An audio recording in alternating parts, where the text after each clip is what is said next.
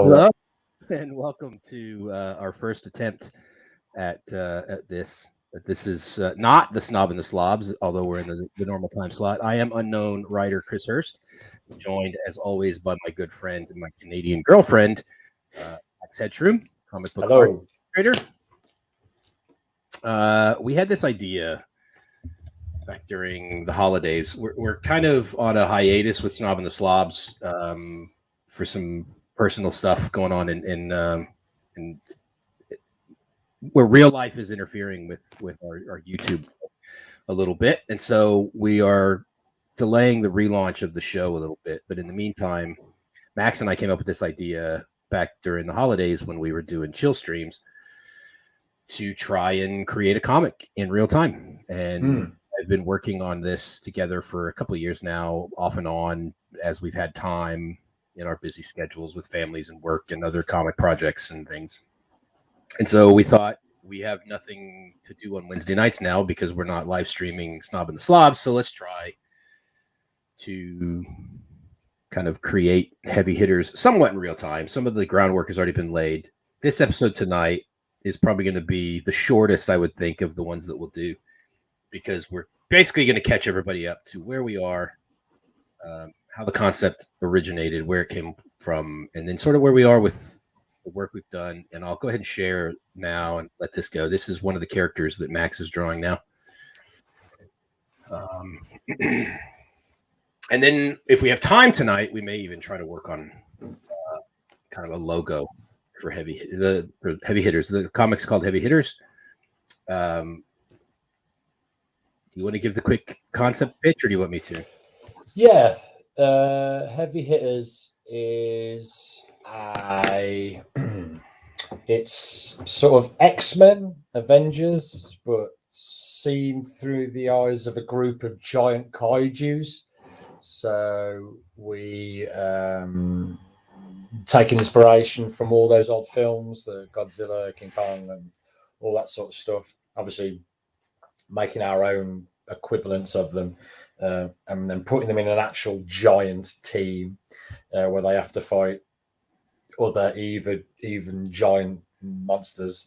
And the sort of aesthetic vehicle for that is like an 1980s cartoon sort of aesthetic. So Chris is writing with a twist. With a twist, yeah. It's as if Simon Bisley had done Transformers. Sure.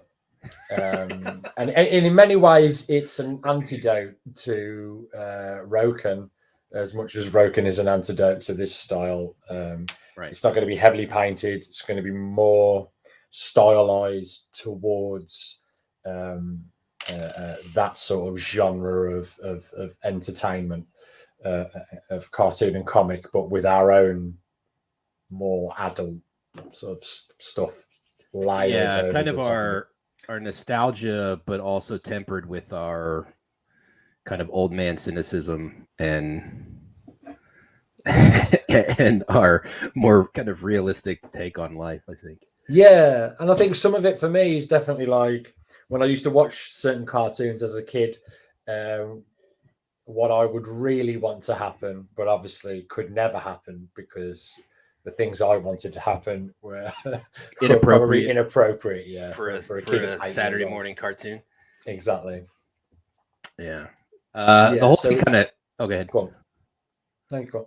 I was just gonna say the whole thing kind of started with Max texting me one day and saying, "Hey, I've got this is," and I'll start this by saying this is one of the odd situations where the artist actually came up with the initial idea and asked the writer to get involved. Normally it's the other way around. It's a writer comes up with an idea and goes out and finds an art team or whatever. But in this case, Max came up with the initial germ of the idea, which is he texted me and said, "Hey, I want to make like the X-Men, but giant. And I really want to make a character like where the Hulk of this team is like the size of a planet and can like slam planets together and stuff." And I was like, okay. And so that was my initial sort of remit, was like, let's just make a team of giant monsters, and one of them has to be a planet smasher. Yeah. The Planet Basically Smashers. Galactus, you know. Yeah, but in a team, yeah. Right. And then put that in the context of an X-Men team. So one of the first things that came to my mind were shows like Transformers, Gargoyles. Was there another one that I brought up? GoBots, which is just Transformers for poor kids like me. Yeah. And so I really struggled in the beginning to think of like, okay, I've got to create these human characters because if you watch those old shows, especially Gargoyles, and then even like Ninja Turtles, you've got, April and Casey that are sort of the audience surrogates, right? Like they're the normal people that are kind of involved in all of this craziness. And so I struggled to come up with and connect with the story. Will do, Aria. Yeah, definitely Aria. I struggled to connect with the story because I was like, there are two human characters, or three really human characters key to the story. And Max caught me one day at his house and said, "You're trying to make it about humans, and this is a comic. You can make it about the monsters, and that's fine." Well, you inadvertently, that was us bouncing off each other, because you inadvertently gave me that idea, because I didn't think of Transformers and Gargoyles and stuff like that. That was you. As soon as I said, let's do the giant monster thing, you went, like Transformers. Well, of course, even though they have the human characters, I mean, certainly in Transformers, all the dialogue and stuff is between the Transformers. Yeah. As a kid, you just accept that these are the main characters, Gargoyles more, though, than Transformers has sort of the human connected characters a little bit more, but that's probably because it was a Disney property. And right. But I was less familiar with Gargoyles than I was Transformers. To be fair, so was I. I mean, I think by the time it came out, I was at least in high school. I may have actually already been in the military and gone away from home, but I bet it's pretty good. Since we've started working on this project, I've gone back and now I bought the first season, and then subsequently it's all on Disney Plus now. So didn't they do a later season quite recently? I don't know. I know that all of it is on Disney Plus because it was, I'm pretty sure, originally a Disney Channel show, if I remember right. Or at least it was Disney Animation that produced it. It was if I remember right, it was the follow on when they were trying to get a little bit more adventure oriented and a little bit more grown up-ish after the success of things like DuckTales, Darkwing Duck, and TaleSpin, which were great shows. I love them. Sure. But as kids like me who had grown up watching DuckTales and TaleSpin and all that, as we started to get into kind of preteen and that, then I think they wanted to keep that same audience and make something a little bit more mystical boy adventure kind of hook. And that's where purely my assessment. I have done zero research on this. I'm just gauging it off of sort of the time that it came out and like the age that I would have been, and my sister and who had been watching those kind of shows. So Right. That's the only thing I can think is that that's what they were shooting for. But anyway, it has a little bit more of the human element than Transformers. Transformers is about the Transformers. It's about is it Cybertron? Is that their planet? Yeah. Fuck. Eating spaghetti? Yeah, I've not eaten yet. So I'm just going to munch while we do this. That's fine. It's super fucking hot. So then when we got the basic kind of idea, I sat down and started kind of thinking, okay, who's the team? And I sketched out some ideas, and I came up with, I think, let's see, I've got 1, 2,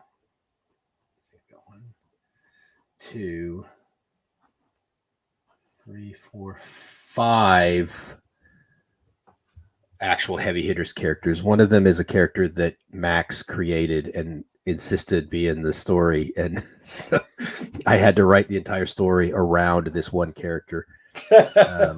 And we'll get into that down the road. But I've got four kind of kaiju type, Toho Films kind of monsters, comic booky kind of stuff, and then one is purely a fun.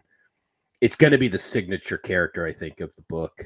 Yeah, we've since added another one, but again, we'll get to that in a minute. So I sat down and started thinking about, okay, the ones that Max had listed out for me were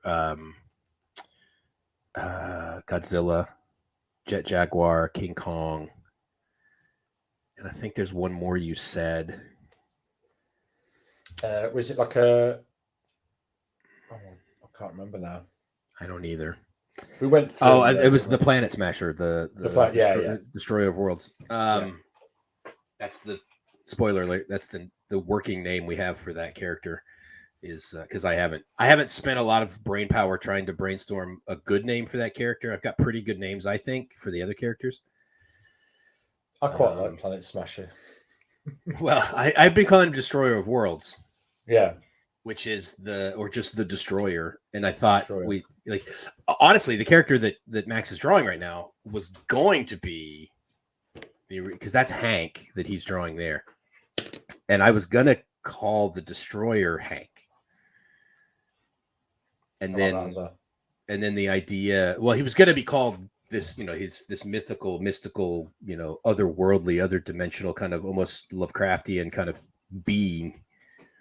Hey Ben, that was going to be called Hank, that everyone was just going to call him Hank as a nickname. And then the idea for the kaiju that you're drawing there was I had been watching Ken Burns' documentary series on the history of country music. So this is going to be like really pull the curtains back and show people where the dumb places that writers come up with ideas.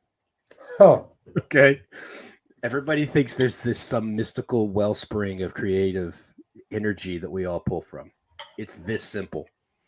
I knew I wanted our Godzilla to be an alligator, and I wanted him to be from Louisiana, and that his creation as this sort of beast, this giant, bipedal monster Godzilla kind of alligator was tied to voodoo somehow.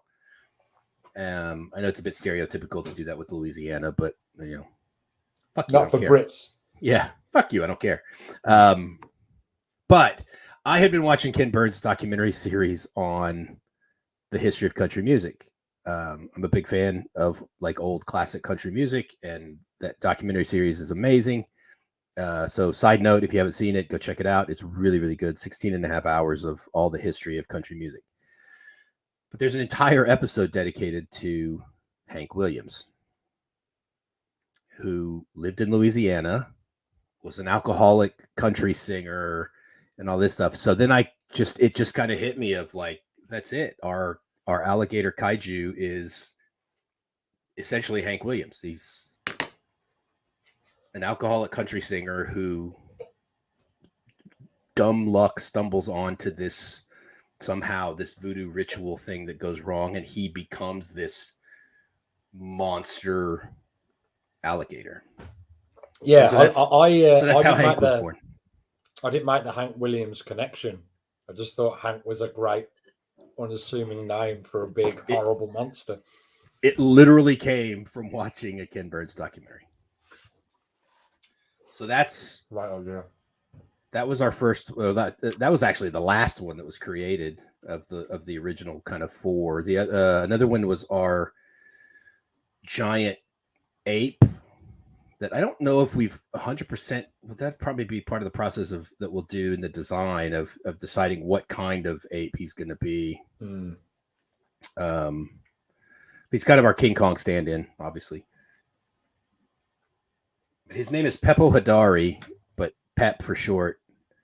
Pepo Hadari is Swahili for great demon. And so I thought, okay, a giant ape from probably the Congo or wherever.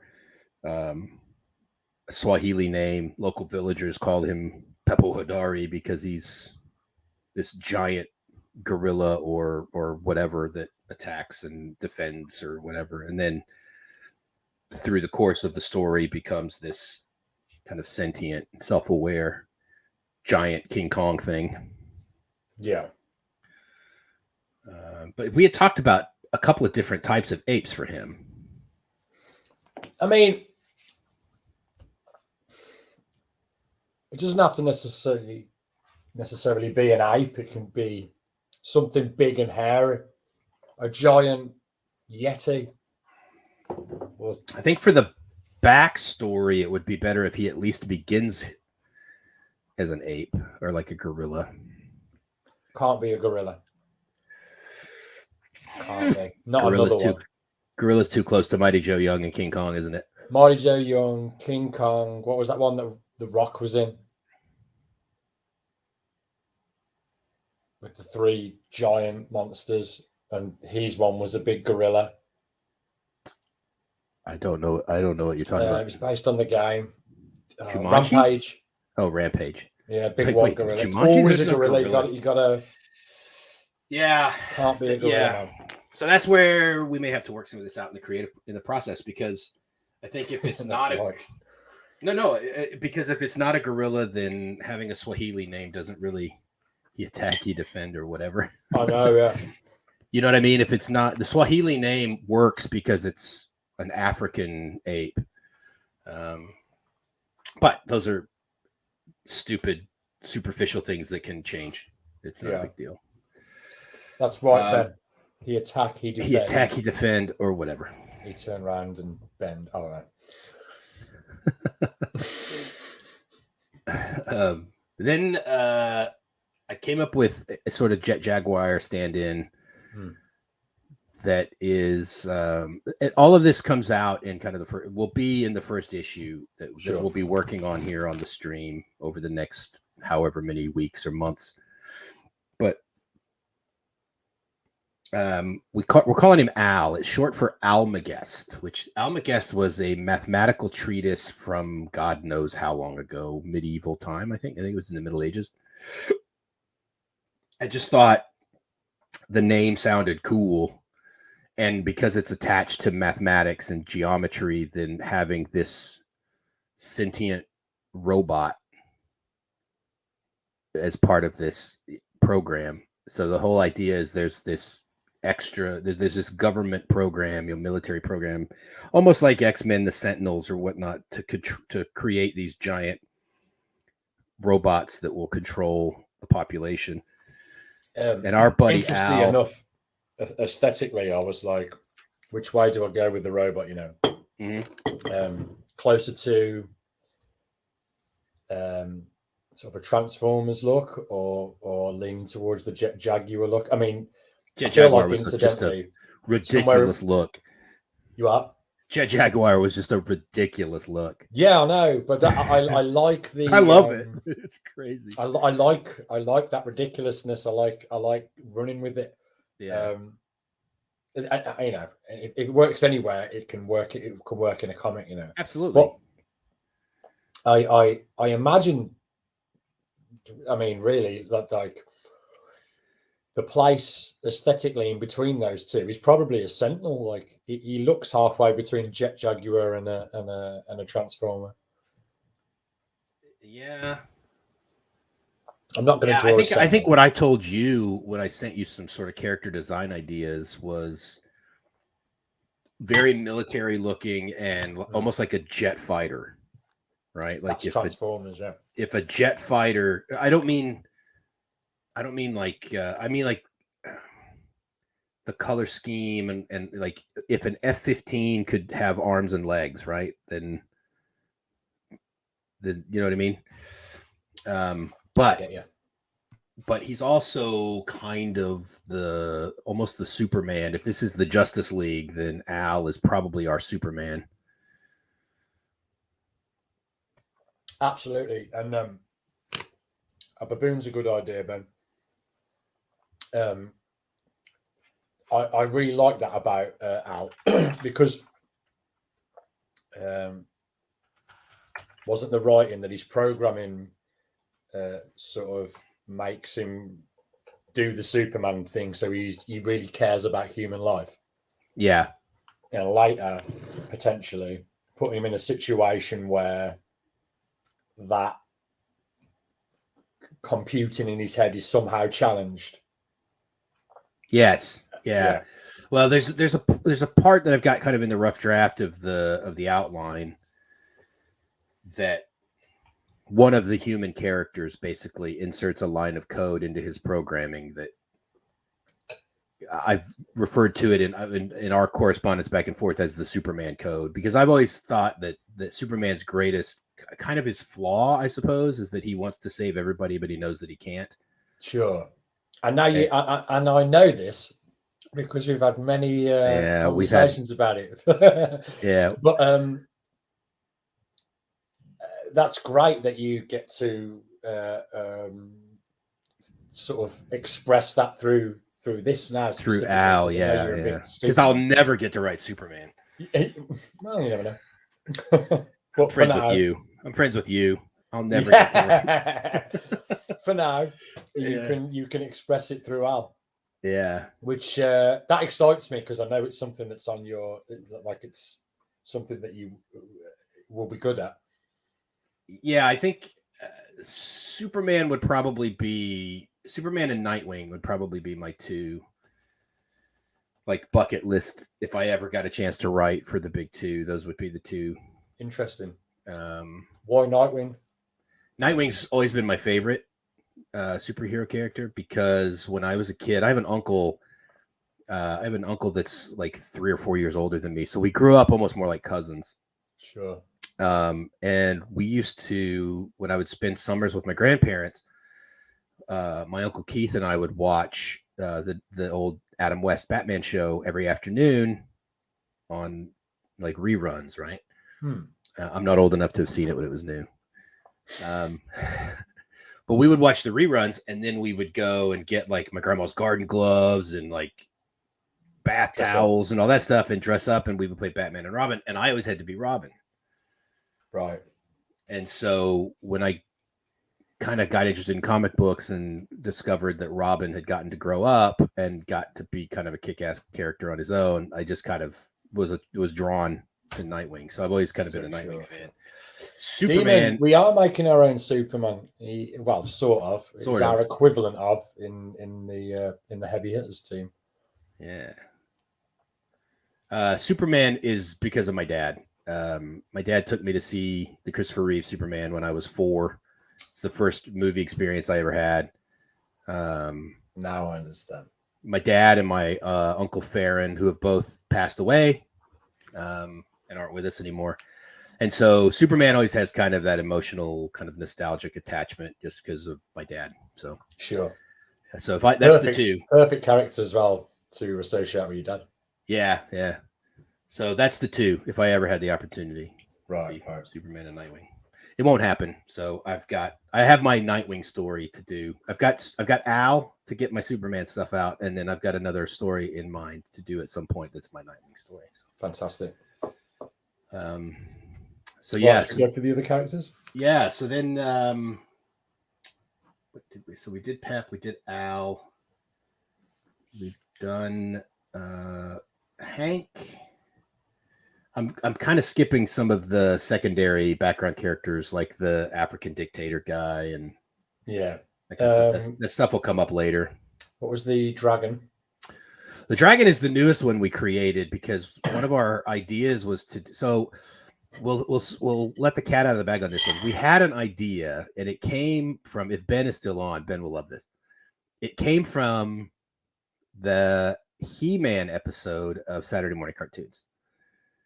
Because we got into a discussion about subversion of expectations, and if you promise me, like Ben, it was either Ben or Arya who had said, "Oh, if you promise me this, and then you take it away, you're gonna piss me off." And so then I came up with the idea of like, "Oh, I got something for you." So our original plan was to a short comic to introduce the heavy hitters. We would do like a 4 or 5 page comic, And so I created the character Aristotle, who is this gold dragon that's kind of the leader of the team. And the whole plan was initially that we were going to introduce Aristotle in this 5-page comic, clearly establish that Aristotle is the leader of the team. We were going to even make t-shirts with Aristotle. We were going to do all sorts of like, we had plushy toy ideas and everything. And then we were going to kill him on page 1 of issue 1. We were going to Drew Barrymore this character. We've both since kind of fallen in love with Aristotle, and we don't want to kill him now. So we've changed our mind. But that was the original idea, and the whole reason we created, like, I literally created this character just to die. And then actually kind of liked him through writing that short comic, that short script, and we've decided not to kill him now. So yeah, he's the Leonardo, right? Yeah, he's kind of the Leonardo that Oh, maybe even a little bit of, back to the Justice League comparison. He's a little bit maybe of John Jones, the Martian Manhunter. A little bit of the sort of heart. He's the leader of the team because he's an ancient dragon.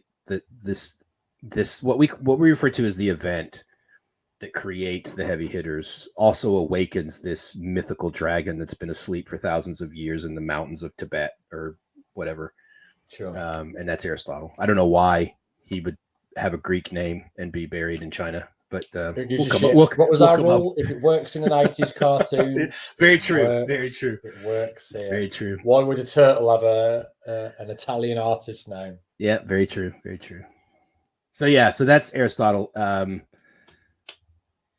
Leader of the team. He whips his tail, and I don't think we've come up with any kind of breath weapon for him or anything. It's pretty much just been tail whips. Yeah, we'll when I start designing him, we'll get closer to everything morphs and changes. I don't think we've really come up with much like what the powers for any of these guys are, except we know Pep is kind of like the smart one. Yeah. And the idea I had was sort of a mix between Beast from X-Men and the John Cleese gorilla character in George of the Jungle that's like sitting there reading the Sunday Times. That's great. A tiny one. Yeah, like a really tiny. with a massive. Either that or it's like a newspaper that's 10 feet tall. Yeah. Where'd you get them newspapers? They print a special edition just for Pep. Hank, we spoke briefly about Hank having the power to raise the dead. Yeah. Of obviously because of the voodoo tiny thing. Little humans.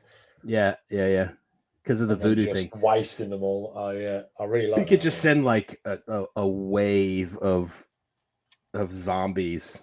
Yeah. At an enemy. Yeah, so they'd swarm them like an ant, like a bunch of ants. Yeah, I like that. It's kind of cool. I don't know how often we'll use that, but definitely have to try once or twice. Yeah. So then we had the Destroyer of Worlds. Like I said, it's kind of a Lovecraftian Cthulhu, not really Cthulhu, but sort of an interdimensional. He's our response to Cthulhu, right? Right. He's kind of our stand-in for Cthulhu. And I think at one time the design I said was for when he's in kind of his human form or his will fit on Earth form. Yeah. That he would look a bit like Davy Jones from the Pirates of the Caribbean movies, where he's got like the Cthulhu face, but he's humanoid body. But I don't know if we'll still do that or not. But I think we had another idea for what to do with him. We had a few. It's all going to depend when we start knocking actual designs out on the show. The ideas will grow from that. I think you'll know when you see stuff what you want to go with and what you don't. That's happened in the past with stuff that you and I have worked on together. Like when we were trying to do Round Church, and you sent me some of the early sketches of Solomon, and I thought, I know we're talking about a book that nobody knows about, but that kind of completely. As soon as I saw the art, like you have a certain image in your head of what it's going to be, but then as soon as you see the art, you're like, oh, okay, all right, I need to make this guy a little darker than I had been thinking, or I need to make this guy a little bit more this, or go this way or that way. Yeah, So, it's great, isn't it? There's like a little period of adjustment, and you'll know, like, uh,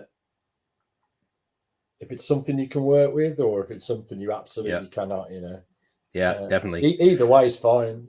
I think I've told you, use this analogy to you a lot, but I look at all of this stuff almost like a band, right? Sure. And you start playing, you start jamming together, and then as soon as the bass player changes, or as soon as the drummer changes the tempo, then everybody kind of changes what they're playing and moves to a different. You know what I mean? It's everybody kind of bounces off of each other, and so Yeah, and I think it's important not to be. Depends where you are in the creative process, and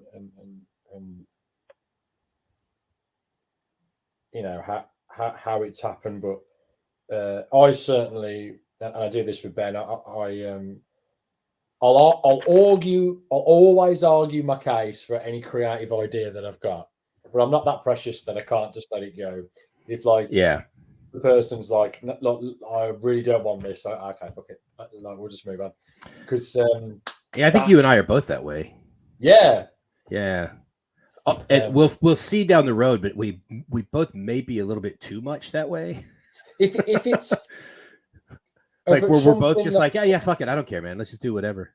Yeah, there's occasional things that I'll think are very important. Hey, welcome, aggressively relaxing. Glad you found us. But you can change my mind if you come up with a better argument, for sure. Yeah, like, I won't do it. I suppose what I'm saying is I won't do it just to. There's no ego. Right. It's about the project for me. Yeah, I'm the same when it comes to collaborative partners. So, like, if you come to me with an idea, and say, "Oh, hey, we should do this with Hank, or we should do that," then I'm going to be completely open. Yeah. But one of the things, I don't know if Ben or any other writers that might be in the chat, I don't know if you guys are this way, but if somebody completely from the outside, like if I share an idea with somebody and they start like editing my idea, I get a little pissed. Yeah. Or like if I give something, like if I give something to somebody to read and I'm like, hey, let me, like, especially like if I give another creative person, a person who I know is a creative, right? If I give you something to read, I'm looking for feedback, right? Hang on a sec. I think we've got a newcomer. I searched comics and I'm here now. Happy NCBD. New comic book day. Ah, nice one, dude. Thank you. Thanks for tuning in. Glad you found us. But yeah, so if I give something to another creative to read, then I'm obviously looking for feedback. But if I've written something and I give it to like a coworker in my day job, or which I don't normally do, but or my wife or something like that, or just a friend that's not really a creative, then I'm not looking for feedback or editing. I'm looking for validation, man. All right. I'm just looking for you to tell me I'm great. It's the best thing you've ever heard. Yeah, exactly. Like if I have a buddy of mine that I've told him a couple of my story ideas, and it's just a really good friend of mine. And I'll say like, oh yeah, I got this idea for a story that's, a team of the team kind of like the X-Men that's monsters and all this stuff. Oh yeah, man, yeah. What you really need is to make sure you have like a giant cobra, right? Like, and I'm like, dude, I wasn't like, no, I'm not pitching you to collaborate with me. I'm just like, that's cool, Demon. I kind of have some creative friends and sort of mentors that I do actually like to bounce things off of, but I guess everybody's a bit different. I having done a little bit of my background, I have a master's in creative writing, went through a program here in the UK. It's why I'm still here, because while I was going to uni, I met an English woman and got married and decided to stay. And so having gone through that process of workshopping and having to do that, I don't like reading other people's shitty writing. That's the part of workshops that I didn't enjoy, but I did enjoy the feedback from other people, especially the people that you kind of noticed in the cohort and in the class that kind of got it and they knew kind of what they were talking about. And so you valued criticism and valued the opinion of those people. And so now fast forward a few years, I've been out of school now for about 6 years. And so now I've got some comic book writer friends and even a couple artists that I trust and I value their opinion. And so if I'm writing something and I've got something, then I'll share it with them and just try to get a bit of feedback. I think it's beneficial, I think, but it's not for everybody. No, for me personally, I take on board everyone's criticism, even the stuff that potentially could just be bollocks. You know, I think I'm pretty thick-skinned when it comes to that sort of stuff. It's pretty hard to offend me on any level. So telling me that you think we're drawing or we're painting shit is like pretty low on the scale, you know. So yeah, it makes it easy to pick out. But that's not criticism. Sometimes people can say stuff that, and I'm going to sound like a cunt. They can say stuff that, and they don't know what they're on about, but in their ignorance, then they can still have a diamond in the rough. And you go, oh, actually, maybe they've inadvertently got a point there. And I think if I'm on the back foot all the time thinking, you know what the fuck you're talking about, I'm going to miss it. And because I'm obsessed with getting the thing right, I like to think that I notice those things. It might be to my detriment, who knows? But that's just the way I work. Yeah, aggressively relaxed and says, "I just create and expect everyone to hate it." I'm hoping that's tongue in cheek. I'm sure it is. And then the quote from Ed Wood. I think if somebody just shits on what you've done, that's not criticism. That's not critique. That's just being an asshole. Well, I know that, and I just don't take it on. But I've had people ask me to show me their work, show me my work, and I've like pester me in person. This is, and then I've shown them, and they've just gone, "I don't even fucking know what this is, mate." Like, what the fuck did you ask me, dude? Like, I've actually seen you show your art to a professional who gave you shit for having a spiral sketchbook. Well, I've still got a fucking spiral sketchbook, and I will have for the rest of my life because of that cunt. So he's not a cunt. He's a cool guy. If Mike Dialanis is listening or ever sees this video, Max is still Spiral Boy. It was almost my YouTube name. Oh, it should have been. Oh God, I would have loved for that to have been Spiral Boy. That would have been great. In the British sense. What's that? I meant cunt in the British sense. Oh, I know, and I'm sure Mike grew up here, so I'm sure he understands. I'm of the opinion if I continue to draw and get better on my own, I'll eventually get there by mileage. Yeah, that's good. I mean, that's fine. Like I said, taking outside criticism and feedback and mentoring from an outside person it's not for everybody.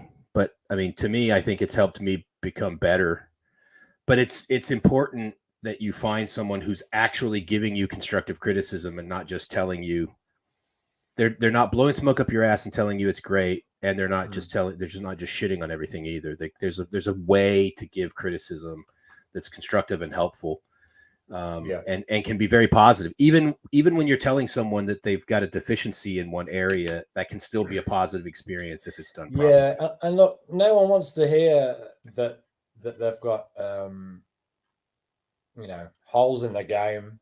It can be a game of ego, but we all do. Yeah. Ego stops you learning, man. It's a brick wall between you and progression. You can't always rely on your own sense of aesthetic recognition to consistently improve. Sometimes people are going to bring something to the table that you hadn't thought of. This is the way I think of it. I've had my stuff ripped apart on stage. in front of a room full of 2000 AD fans. Chris knows he's been there, and I think at first it hurts your soul, and then after a little bit you become thick-skinned and you learn how to use that criticism as a weapon to make your stuff better, and you learn how to recognize the useful and the unuseful criticism as well, surely. Sure. But I do understand why you might find that arena daunting, potentially, yeah. Because you do get people that don't know what they're talking about that will work apart as well. Or even some people who do know what they're talking about that are just ruthless. I watched David Finch like destroy a man's soul at a con when he did everything he said was right, and he wasn't even an asshole about it, but he was brutally honest with this guy about where he was as an artist and that he was several years away from even being a beginner in comics. Yeah, like a lot of people come in and they this is the problem, right? Your skill level and what you perceive your skill level to be is a skill in itself, and unless you're around people that do that sort of stuff, you don't really know the things that you need to work on, unless you're the sort of very, very clever, level-headed person that can pick out their own weaknesses and then choose to work on them instead of falling on the things that they're already good at. For me, it was environments and buildings above characters, so I could smash out a character. So one of the main criticisms of my work 7 years ago when I met Chris at Thought Bubble was that a lot of my panels were very, very tight, and it's because they were all focusing on the characters. But the problem with that is they look beautiful. That's what they said. They looked all right, but the problem was you couldn't always tell where they were in the environment, and it was because I was subconsciously avoiding drawing that environment because I knew it was a struggle to draw. Right? Sometimes I get it right, sometimes I get it wrong, or it just took me a long time. So I needed a professional at the time to sort of point that out to me.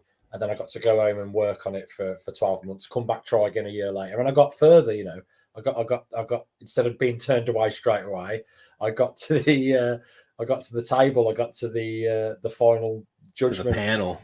Yeah. I think the other thing too, that if you're trying to critique your own work, it's not just, sometimes people will be too positive and think, oh, this is great. There's other times that you may be too negative and you may try and correct things that don't need corrected while you're missing things that do need corrected because you're too close to the work, and so you can't always see. That's something I went from one to the other over the years, right? So I probably had my head up my arse about my artwork for the first couple of years, and then once I got real criticism, I probably turned that inside out and became ultra critical of my own work, and then that's another issue that you've got to pull out. How long ago was it that we about 7 years ago? Well, you did, I think so 2014 you made it. I think 2014 is the year we met. I think you made it through that year, right? And then in 2015... The first year, I didn't. The second year, I made it all the way through. And then the third year, you finished second, right? And the third year... Did I do it 3 or 4 years in a row? So I thought... So 2014 was the year we met. I was pretty sure you made it through to the panel that year. Then 2015 is the year that we both finished second. I finished second in the 2000 AD writing panel, and you finished second in the art. Because we had joked about calling our publishing company Second Place Comics. Which we still should. And then I thought the next year was when we both, I had gone through the whole process of actually getting close to getting a job with 2000 AD and then getting rejected at the final post. Yeah, maybe you're right. And then that's the year that you got turned away at the table and didn't get through to the panel, and we both just went and got drunk. Yeah. And that would have been 2016, I think. Yeah, maybe you're right. So I'm pretty sure 2014 and 2015 were the 2 years that you made it through. Yeah. And that was the other thing as well. The 2 years I got through to the final were through the same guy that judged the work. And the 2 years that I didn't get through were also through the same, a different guy who did the same thing to me twice. So it was there was a taste thing going on there for sure. I mean, we can say who it was because he's the same guy who turned us both down. That it was 2000 AD editor in chief Matt Smith. He's the guy. He's the guy that. And look, I'll be honest. I mean, maybe my stuff at the time wasn't good enough, and I don't know if it is now. But everybody at the panel certainly seemed to like it. But when it got to Matt Smith, he was like, "Nah." Yeah. So he has certain aesthetical tastes that I don't share. Yeah. Whatever. Oh well. Second place comics. Ben doesn't like second place comics. It's pissed him off. Don't like being in second place, do you, Ben? But yeah, so I think both of us though took those experiences. I mean, I wallowed in it for a while and I didn't write for a while. I didn't think I would.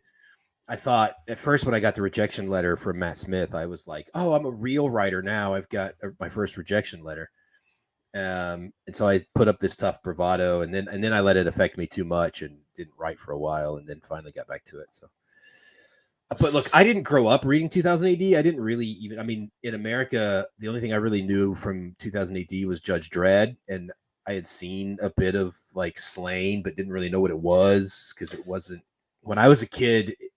That I discovered 2000 AD through Anthrax, the band, using Judge Dredd on their albums, and like Scott Ian of Anthrax being such a big Judge Dredd fan, and he was reading 2000 AD from like import record stores in New York City. I lived in Oklahoma, right?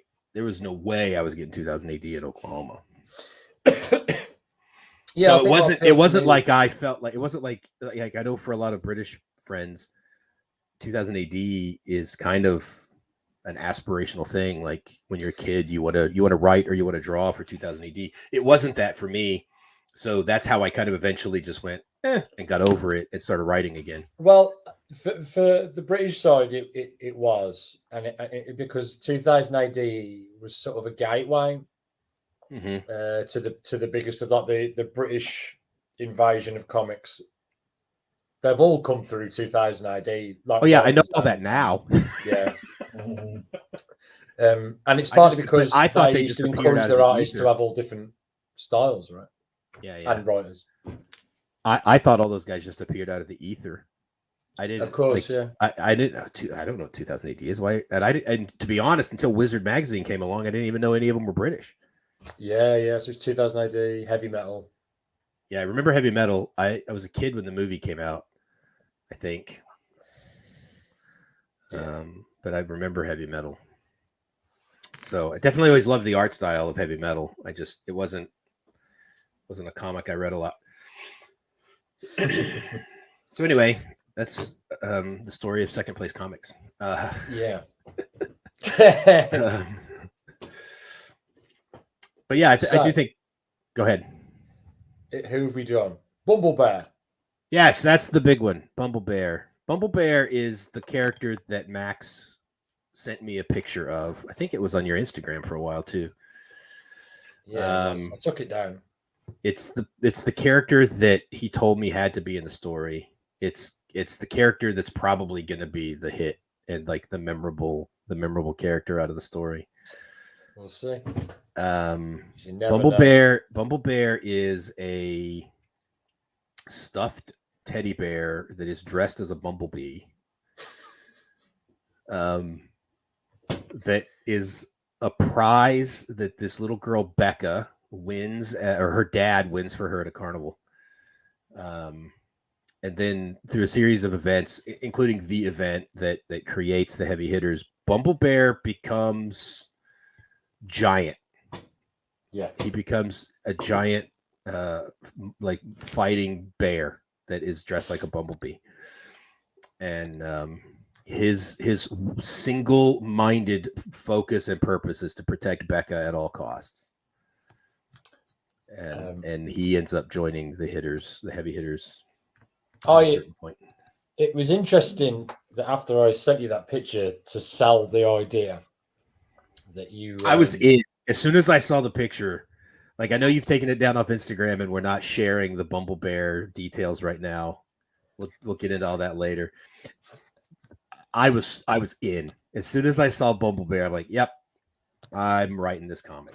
Well, I subconsciously, I was trying to think of sort of cutesy things that could turn into monsters, and I must have subconsciously drawn upon a memory of an 80s cartoon without realizing it. And there is one, I forget what it's called now, but it was all these each character is an animal mixed with another animal, and there isn't a Bumble Bear. I think he's called Bumble Lion. I found this out months later.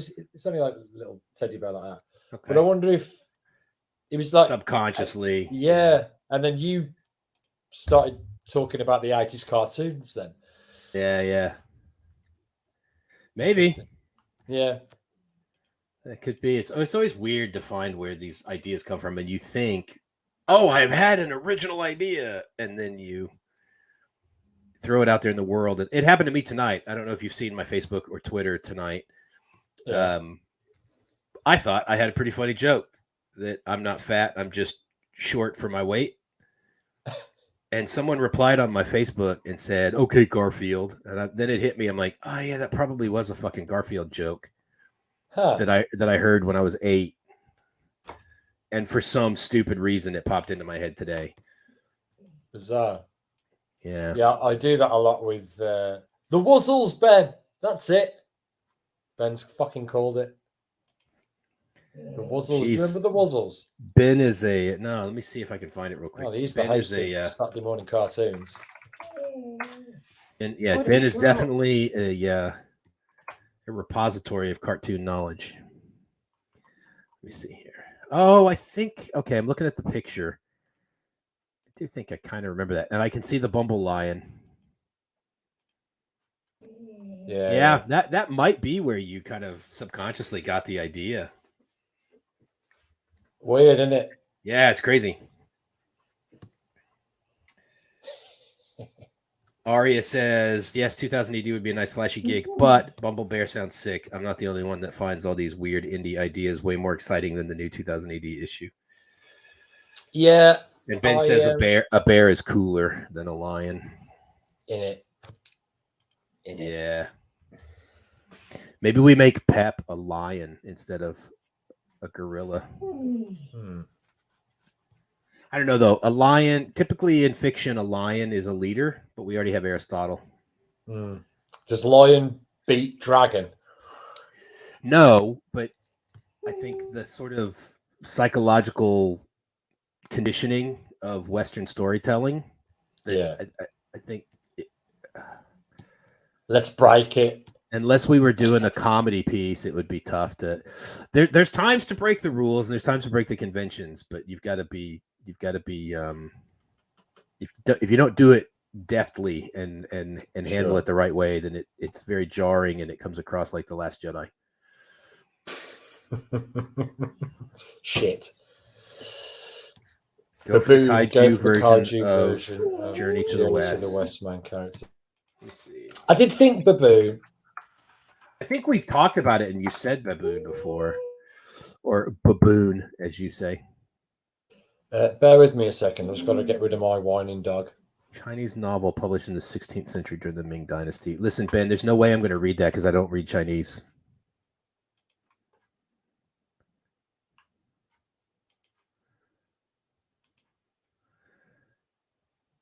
And so now I have to fill air time. 4 great classic novels of Chinese literature is described as arguably the most popular literary work in East Asia. Never heard of Journey to the West, but I may actually have to check that out. Goku as a monkey. Oh, so you're saying that Goku as a monkey was inspired by Journey to the West? It's interesting. Never thought of that. Never knew that, I should say. My apologies. You should do a fly dressed as a bumblebee, bumblefly, scaring the shit out of people, but actually harmless. I drew a Rabbit Rex as well. Yeah, I think wasn't Rabbit Rex going to be like the anti-Bumble Bear? Yeah, later on. And then after we came up with these ideas of Bumble Bear, then Toy Story 4 came out. And they have it's the rabbit. Is it the rabbit and the duck? Yeah. That are the stuffed animals. It's Key and Peele, Keegan-Michael Key and Jordan Peele that do the voices. And they're fucking hilarious. And it made me think, and I think there is one part, if I remember right, there's one part in the movie where the rabbit is like imagining that he's this big badass. Yeah. And then that's Rabbit Rex. Yeah. Yeah, it is. Oh, okay. That's pretty cool. I never knew that about Dragon Ball and Goku. Yeah, he flies around on a similar. No, I knew that. I just didn't know that it was inspired by Journey to the West. Doesn't he turn into a monkey as well at some point? Yes. Yes, he does. He did that in the Dragon Ball movie too, that I bet 5 people watched. The live action one. Yeah. I've never seen it. Wanted that. This is we're diverting into Saturday morning cartoons territory a little bit. I wanted that movie to be good so bad. Yeah, a lot of people did. I'm not a big anime fan, but I love Dragon Ball and Dragon Ball Z, right? And absolutely love it. Fell in love with it in the early 2000s when it was on Cartoon Network, the Freddie Prinze Jr. and all that stuff. And so I wanted that movie to just smash it, and it was a steaming pile of shit. It was so bad. We need to do it on the Snob and the Slobs. Like it's prime Snob and the Slobs material. Okay.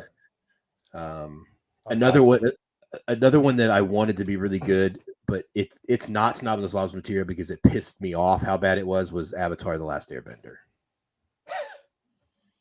I wanted that movie to be good too because I liked the cartoon. Yeah. I've heard the cartoon is pretty good. Oh, the cartoon's fantastic. It's like an American take on anime. I think they do it. I think they do it really well. Good mixture of sort of Western storytelling with some of the anime storytelling and themes and stuff. And I thought it was. Anime. No, it's an American production that was done in the style of anime, intentionally so. The guy who created it was an anime fan, so. Okay. Anyway, back to heavy hitters. Yeah. First port of call on the hitters. Then we need a logo, right? Yeah, we need a logo, and that will become the logo that you see up in the top right corner of your screen there, where we currently have the Max Headroom logo. We'll put that up there. And we may even do some artwork kind of in the background banner behind us. Yeah. Is that called a banner on it's called a background on StreamYard. So we'll come up with the logo. What are you thinking for a logo? So I'm always torn when it comes to logos because the artist in me wants to draw it. And the lazy graphic designer in me just wants to find a cool font. Because they do look pretty sharp. And the problem about drawing it is, unless you redraw it on something like Illustrator or something like that in a vector graphic way, every time we have this trouble with the logo of Roken, which is why I'm trying to amend it a little. Every time you resize it, it can become pixelated. Yeah. What do you think of that?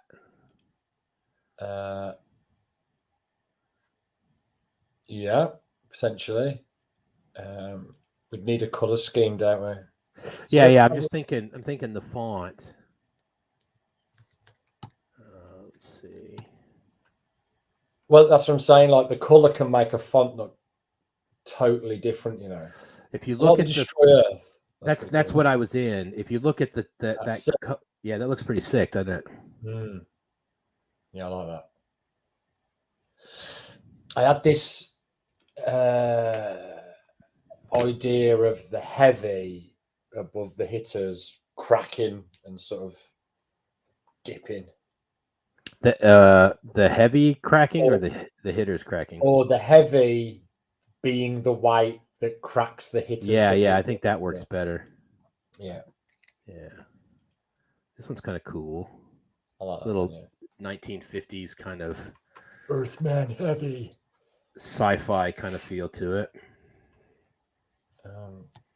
When you think of those sorts of comic books, what's the logo that stands out to you the most? Well, thinking about it in terms of the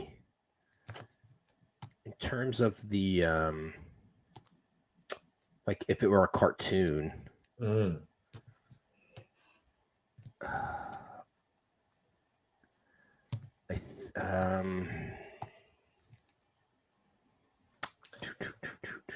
look at this. I'm going to share my screen a second.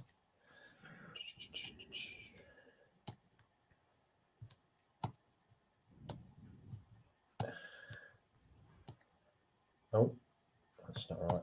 There it is. Can you see that?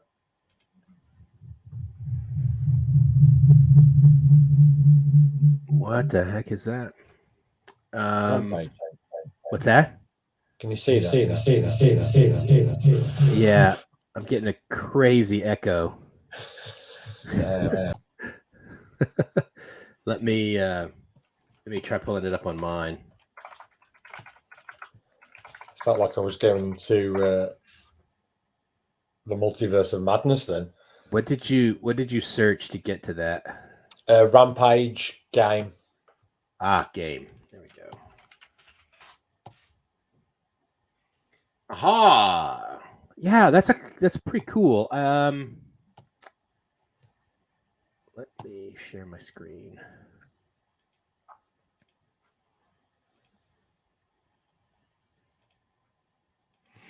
I like that one or there. Yeah, there's a few different types. Yeah. Here's the actual game itself. There's a few versions of the game, I think. I like the hand coming through. The one that with the hand coming through, that's the original Master System version. That one here. Yeah. I like that, and I actually think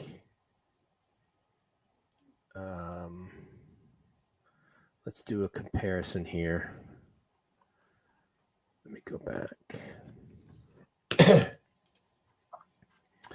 Because I actually think that Destroy Earth font that we saw. Yeah. I think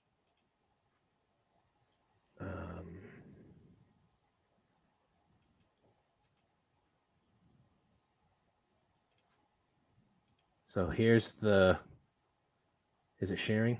Yeah. Yeah. There's the Destroy Earth, right? Yeah. And then there's the Rampage with a bit of tweaking. Yeah. In design. I could probably get something pretty close. And then we could even do the possibly. It would take a bit of toying around because I haven't done logo designs in a while. Yeah, we could do that cracking on the hitters part. Yeah. And so it looks like the word heavy is kind of, yeah, you want to do even if we can't make the crack, we can probably just make the word kind of. You could do the crack, but you'd have to draw the? No. It can be done Yeah, in design. that's what I mean. You draw it in Yeah. InDesign. You'd have to draw the pieces and stuff. Crapping out. I don't draw anything. I use mouse clicks. Well, I mean, you know what I mean. I don't know how to draw. You've seen my art, mate. You're not bad. You're better than I thought you were going to be. I got to tell you, I could tell what the thing was. It had character. Yeah, there was definitely some. I need to sit down again. It's a matter of finding time. I have a 6-year-old daughter. I have 3 daughters, but my 6-year-old loves art and loves drawing, and she loves when Max comes over and teaches her how to draw and shows her stuff. She was actually telling me. She was actually even telling me tonight that she wants to see you guys again because she wants to draw again. Oh, cool. We'll come down. We've got a picture that she did on the fridge. Oh, do you?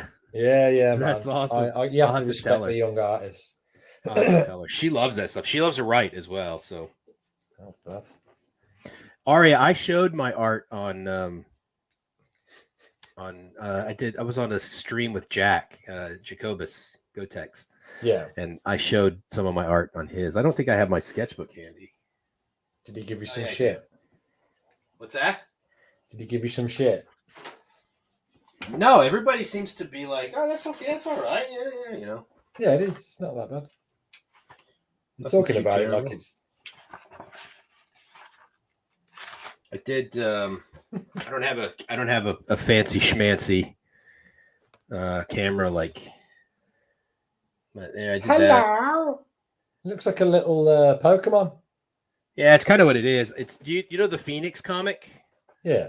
For kids, we get that for Kayla, my 6-year-old, and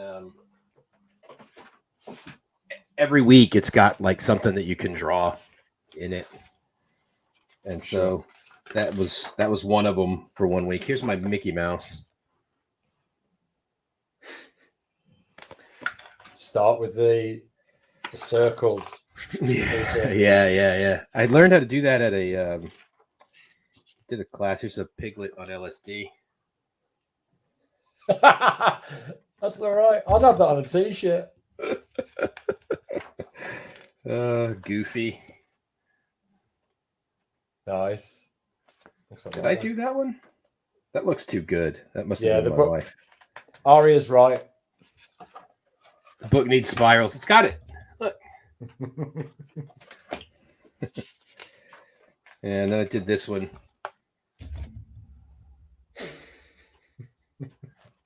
Yeah, you got a cute little star, mate. It's this is what I did on Jacobus's show. Is that a moustache? It was supposed to be Rainbow Brute. Oh yes. Yeah.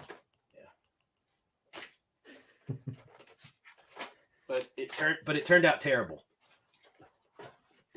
Is that out yet? What's that? Rainbow Brute. Is it out? I have no idea. I had never. The Piggy with the Bobby face goes hard. Look, guys, I am a writer for a reason. I only draw with my kids for like recreational purposes and trying to encourage my daughter to get into art and write. And sure. I'm terrible and I'm too old to begin the training. So, too old. So yeah, so that's kind of the very basic lowdown on where we are and how we got here with Heavy Hitters. Yeah. We've been going an hour and 10 minutes, so we should probably start to wind down a bit. Next week is I'll have some ideas for a logo, perhaps. Okay. Yeah. And one of the characters, and then we can pick it apart and see what we reckon for an hour. And I will start to show my writing process a little bit. Yeah. And the way my process starts is what we're gonna do. This is gonna be a delicate balance we have to strike because we want to do kind of two things here. We want to get the audience involved and interested in the creation of Heavy Hitters, so that you can kind of see how comics get made, and two, to get, I mean, not to get you interested in the book, right? Sure. That's kind of the obvious, but Yeah, get you invested in it, right? our creative process as well. You know, So we do an issue 1 on the stream. The balance we're gonna have to strike is we want to show you guys how this is all done without spoiling everything. Yeah. All right. We want to leave some of the kind of stuff from the story for you for when the book comes out. So, but my process always starts with one sentence. I think if you can't, especially with a comic book, a 22-page comic book issue, but really with anything, if you can't tell the crux of the story in one sentence, you probably haven't figured the story out for yourself yet. And so that's always how I start. So next week I'll come in at least with my kind of log line story sentence, whatever you want to call it. And we'll talk about that.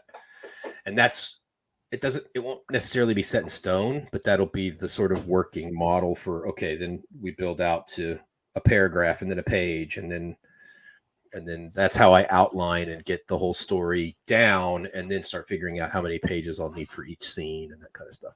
Mm-hmm. So, but we'll talk about all that as we go forward. So next week we'll start working on the logo, character designs, and then I'll have my story sentence. Excellent. Sound good? Yeah, and awesome. I look forward to the opinions of the audience as well. Yeah, definitely. If this is your first time, if you stumbled upon us just searching for Making Comics, we encourage you to subscribe to the channel, like the video, all that stuff that YouTubers say, and and we hope you come back and hope you interact with us and join us. We're going to try to, I don't know if we'll do this every Wednesday, but we'll do it kind of irregularly, and we might do 2 a week at some point, but we'll try to give at least a day's notice before we're going live to do it. Sure. So, and if you're watching this after and you're not live, leave us a comment. Let us know what you think of the creative process, or what you think of critiques and criticism, since we spent some time talking about that tonight. As we get deeper into it, something I'm interested in is to hear what the audience have to say about creative choices. Yeah, and definitely. Then, how they pan out and stuff like that. That's something I'm very interested in. Yeah, that'll be cool. Very cool. Okay, cool. So if that's all we've got, you want to talk about Rokon? Sure. I've got another comic on the go at the moment. It's out early this year, hopefully. Sword and Sandals, Wizards and Warriors, spells and shit. It's about a young wizard that lives in a dual philosophy of the mystic and the warrior, and he brings them together and eventually becomes potentially something monstrous, and we follow him through that story. It's painted by me, hand painted in acrylics, and written by Gren. It's written by Ben Jackson, Rokon Fiction, who's in the comics at the moment. Yep. Good lad, great writer. A lot like me and Chris, it's a really good creative team, and I feel fortunate to be in both of them. But it's on Indiegogo, so search Rokon, Rokan. Have a look, see if you like it, and if you do, maybe think about purchasing a copy. Very cool. That's me. My only creative endeavor I have right now is Heavy Hitters. I've always got a couple of other story ideas in mind that I about once a year I decide that I'm going to tackle writing a novel. So maybe one of these days I actually will. You should do. Other than that, I play video games and play guitar and write comics. So with that, we'll leave you, and we'll see you next time, probably on Wednesday, maybe Monday, maybe Tuesday. Who knows? Keep an eye on our social media that you can see our handles there underneath. keep an eye on Twitter and Instagram and Facebook if you're on there with us. And we'll post up hopefully at least a day before we go live. So with that, we will see you guys next time. And thanks for joining us. Cheers.